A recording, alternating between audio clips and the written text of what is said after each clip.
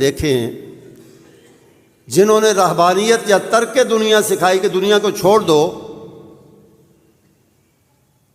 تو عجیب عجیب مثالیں اور عجیب عجیب کہانیاں وہاں ملتی ہیں۔ عیسائیت کی تاریخ میں بعض